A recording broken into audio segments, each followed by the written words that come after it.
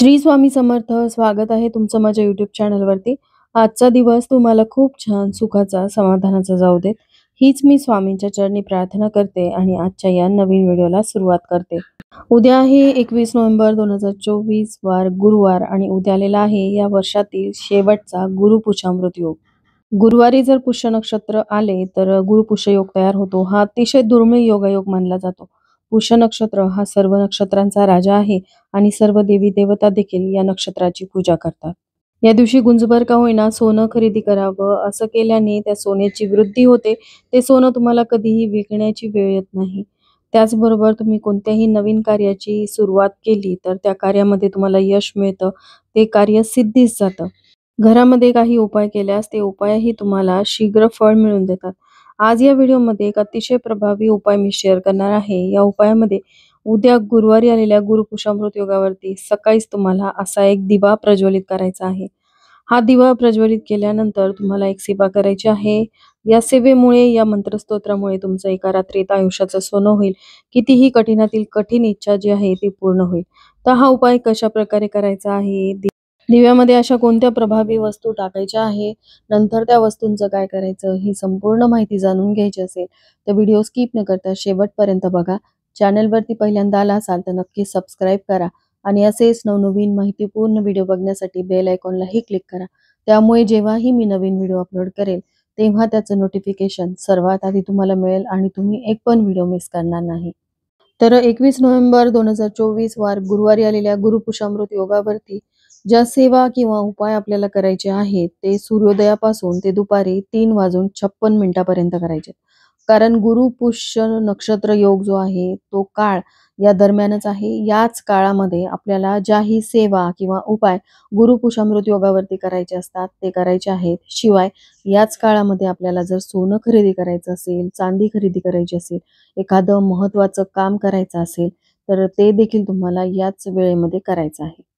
आणि हा जो उपाय आपल्याला करायचा आहे तो सकाळीच करायचा आहे. सूर्योदयापासूनच गुरुपुष्यामृत नक्षत्र हे सुरू होणार आहे. ते दुपारी 3:56 पर्यंत असणार आहे. या वेळेतच आपल्याला हा उपाय करायचा आहे. पण सकाळी उठलं की उपाय करायचा नाही. त्याआधी घरामध्ये आपल्याला काही गोष्टी करायच्या आहेत. कारण आपल्या घरामध्ये असलेली नकारात्मकता, वास्तुदोष ज्यामुळे आपल्याला प्रत्येक कार्यामध्ये अडचणी येतात. काही ना काहीतरी आपल्या मार्गामध्ये अडथळे येतात आणि ते कार्य सिद्धीस जात नाही. घरामध्ये आर्थिक स्थैर्य नाही. नेहमी पैशाची चणचण तुमच्या घरामध्ये असते. म्हणजे पैसा येतो पण तो फार काळ टिकत नाही. यानं त्या कारणाने खर्च होतो. मग तुमच्या हातून अनावश्यक खर्च होतात किंवा तुम्हाला ते गरजेपोटी करावेच लागतात. मग मुलांच्या फीस असतील किंवा तुमच्या मागे लागलेली आजारपणं असतील. यानं त्या कारणाने तुमच्या घरात आलेला पैसा वेळेआधीच निघून जातो. तुम्हाला वारंवार कर्ज घ्यावं लागतं. कर्जातून बाहेर पडण्याचा मार्ग तुम्हाला काहीही केल्यास सापडत नाहीये. तुमची नोकरी व्यवसायाच्या ठिकाणी म्हणावी तशी भरभराट होत नाहीये, प्रगती होत नाहीये. तर त्या सर्व समस्या या उपायामुळे नष्ट होऊ शकतात.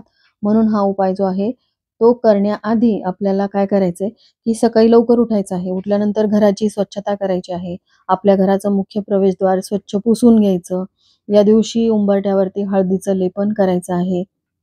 त्याचबरोबर एक कलश भरून पाणी घ्यायचं. या पाण्यामध्ये थोडीशी चिमूटभर हळद टाकायची. ते पाणी संपूर्ण घरामध्ये शिंपडायचं. असं केल्याने घरामध्ये असलेली नकारात्मकता नष्ट होते. आणि त्यानंतर वेळ जरी नसला तरी आवर्जून या दिवशी देवपूजा करायचीच आहे. इतर वेळेस तुम्ही कोरडी देवपूजा केली म्हणजेच मानस पूजा केली तरीही चालते. पण काही विशिष्ट तिथींवरती देवपूजा अवश्य करावी, पंचोपचारे करावी. कारण या मंगलमय वातावरणामध्ये जेव्हा आपण काही उपाय करतो ते उपाय आपल्याला तितकेच लाभदायक ठरतात.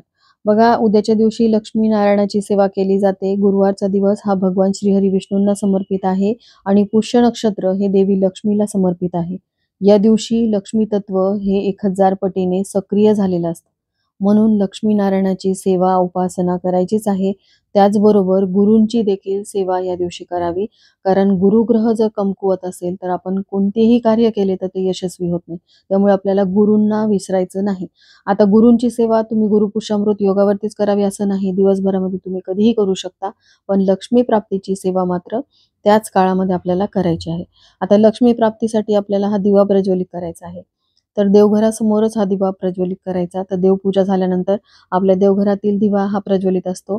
धूप अगरबत्ती लावलेली असते. तिथे बसून आपल्याला हा उपाय करायचा आहे. हा उपाय करण्यासाठी एक स्वच्छ असा दिवा आपल्याला घ्यायचा आहे. चांदीची निरांजनी असेल तर ती घेऊ शकता किंवा तांब्या पितळेचा दिवा घ्या किंवा तेही नसेल तर तुम्ही मातीची पंती या उपायासाठी वापरली तरीही चालेल. आता ती मातीची पंती किंवा जोही दिवा तुम्ही घेतलेला आहे तो स्वच्छ धुवून घ्यायचा आहे. त्या दिव्यामध्ये शुद्ध गाईचं तूप घालायचं. लक्ष्मी प्राप्तीसाठी तुपाचा दिवा प्रज्वलित केला जातो. गाईचं तूप नसेल तर म्हशीचं तूप वापरलं तरीही चालेल. त्यामध्ये चिमूटभर हळद घालायची आहे. तुमच्या घरामध्ये तूप नसेल तर ते तुम्ही विकत आणा, कारण गुरुपुषामृत नक्षत्राचं शुभचिन्ह हे गाईचं स्तन आहे. त्यामुळे गाईच्या तुपाचा जर तुम्ही वापर केला तर नक्कीच तुम्हाला या केलेल्या उपायाचा लाभ होईल. आता या दिव्यामध्ये जी वात आपल्याला घालायची आहे ती म्हणजे फुलवात. आता एक फुलवात घालायची, ती तुपात भिजवून घ्यायची.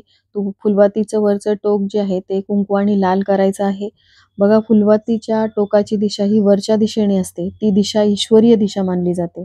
लक्ष्मी प्राप्तीची सेवा व उपाय करताना फुलवातीचाच वापर करावा. आता फुलवात घातल्यानंतर या दिव्याला आपल्याला आसन द्यायचं आहे. त्यासाठी एक प्लेट घ्यायची, तांब्याची, पितळेची किंवा अगदी स्टीलची घेतली तरीही चालेल. ती स्वच्छ असावी. त्यावरती सगळ्यात आधी थोडीशी हळद ओली करून घ्यायची आणि हळदीने स्वस्तिक हे शुभचिन्ह काढायचं आहे. मधोमध 4 बिंदू द्यायचे आणि साईडला 2 उभ्या रेषा देखील द्यायच्या आहेत. स्वस्तिक हे शुभचिन्ह श्रीहरी विष्णूंचं प्रतीक मानलं जातं. त्यामुळे हे स्वस्तिक काढायचं. त्यावरती थोड्याशा अखंड अक्षदा म्हणजेच तांदूळ, जे कुठेही तुटलेले, फुटलेले नसावेत, अखंड तांदूळच वापरावेत. लक्ष्मी जी आहे ती तांदळावरती विराजमान असते. म्हणून तांदूळच या उपायासाठी वापरायचे. तांदूळ हे समृद्धीचं प्रतीक आहे. म्हणून तांदूळ ठेवल्यानंतर त्यावरती आपल्याला हळदी कुंकू व्हायचं आहे. त्यावरती आपल्याला हा दिवा ठेवायचा आहे. दिव्याला प्रज्वलित करायचं. दिव्याचं विधिवत पूजन करायचं. हळदी, कुंकू, अक्षदा अर्पण करायचे आहेत. धूप ओवाळून एखादं फूल अर्पण करायचं आहे. आता या दिव्यामध्ये आपल्याला अतिशय महत्त्वाच्या वस्तू टाकायच्या आहेत. त्यासाठी आपल्याला 2 फूल असलेल्या लवंगा घ्यायच्या आहेत आणि एक अखंड वेलची घ्यायची आहे. वेलची, जिला आपण वेलदोडा किंवा विलायची असं म्हणतो, त्या 2 वस्तू आपल्याला आपल्या उजव्या हातामध्ये पकडायच्या आहेत. या दोन्हीही वस्तू लक्ष्मीकारक मानल्या जातात. आता ह्या 2 वस्तू हातात घेतल्यानंतर आपल्या इच्छा मनोकामना व्यक्त करायच्या आहेत. जसं की घरामध्ये आर्थिक स्थैर्य नांदू दे, कर्जातून मुक्ती मिळू दे किंवा ज्याही तुमच्या समस्या आहेत त्या बोलून दाखवायच्या आणि त्यातून बाहेर पडण्याचा मार्ग मिळावा अशी मनोमन प्रार्थना करायची आहे. आणि त्यानंतर तुम्हाला या दोन्ही वस्तू हातामध्ये घेऊन एक वेळा महालक्ष्मी अष्टकम, एक वेळा कनकधारा स्तोत्र आणि एक वेळा श्री सूक्तमचं पठण करायचं आहे. हे 3ही स्तोत्र तुम्हाला YouTubeवरती मिळून जातील. तिथून श्रवण करत ही सेवा केली तरीही चालेल किंवा तुम्ही Googleवरती सर्च केलं तर या 3ही सेवा तुम्हाला तिथे मिळतील.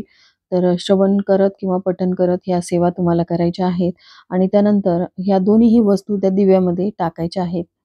या दिव्यामध्ये असलेलं तूप जोपर्यंत आहे तोपर्यंत हा दिवा सुरू राहील.